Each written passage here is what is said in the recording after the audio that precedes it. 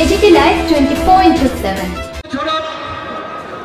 এরপর বিশালগড় করবার চেষ্টা করেছে, উদয়পুরে করবার চেষ্টা করেছে, সোনামুড়ায় উত্তেজনা ছড়াবার চেষ্টা করেছে।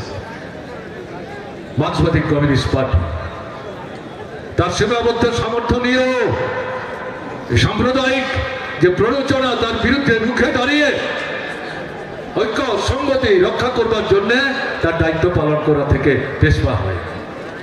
এরকম একটা জায়গায় এরা রাজ্যটাকে আজকে নিয়ে যাচ্ছে। আপনাদের অভিজ্ঞতা কি?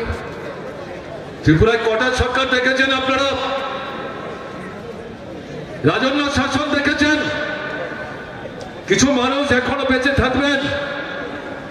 রাজন্য শাসনের শেষ দিকটা অভিজ্ঞতা আপনারা নিতে পেরেছেন। রাজন্য শাসন মানে কি? এটা তো রাজ পরিবারের সুখ স্বাচ্ছন্দ্য, ত্রিপুরার জনগণের স্বার্থ রক্ষা করার জন্য। যদিও সেখানে শতাধিক রাজা উপজাতি অংশের, কিন্তু উপজাতি জনগণের জীবনের মৌলিক সমস্যাগুলো সমাধান করবার জন্য তারা তো কোনো ভূমিকা নেই। রাজবাড়ি বানানো, মহারাজগঞ্জ বাজার, রাজবাড়িতে বস্তা করে যেন সোজা বাজারটা দেখা যায় তার জন্য একটা সড়ক তৈরি করা।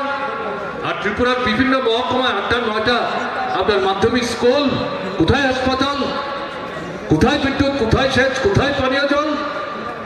উপজাতি অনুপজাতি এগুলো তো কিছুই তারা করার চেষ্টা করে। তাদের কথা কম বলাই ভালো।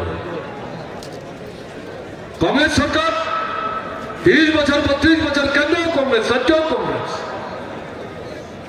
দারুণ সুযোগ। স্বাধীনতার পর ত্রিপুরা ভারতবর্ষের সাথে নিজেকে যুক্ত করেছে। সরকার চালাচ্ছে কংগ্রেস, মুখ্যমন্ত্রী কংগ্রেসের। তারা যদি একটা সুনির্দিষ্ট পরিকল্পনা নিয়ে দীর্ঘ, মধ্য এবং স্বল্প মেয়াদী উন্নয়নের পরিকল্পনা নিয়ে কাজ করতেন, কেন্দ্রের সাহায্য নিয়ে ত্রিপুরার চেহারাটা পাল্টে দিতে পারতেন। কোথায়? কোনো ভূমিকা তারা নেই। এরকম একটা পরিস্থিতিতে জরুরি অবস্থা যখন উঠে গেল, কংগ্রেস ভাগে একটা অংশ বেরিয়ে সিএমপি সিপিআইকে অনুরোধ করলো সরকার তৈরি করতে। 3 বছর সরকার সিপিআইএম এই সরকারে অংশগ্রহণ করেছিল সুনির্দিষ্টভাবে 12 থেকে 15টা জনস্বার্থবাহী কর্মসূচি রূপায়ণের প্রশ্নে সহমত পোষণ করে। যখন সিপিআইএম দেখল তার 18 জন এমএলএ এদের শক্তিটাকে ব্যবহার করে সিএমপি, তার মানে পুরাতন কংগ্রেস, এরা আগের মতোই লুণ্ঠনের রাজত্ব কায়েম করার চেষ্টা করছে।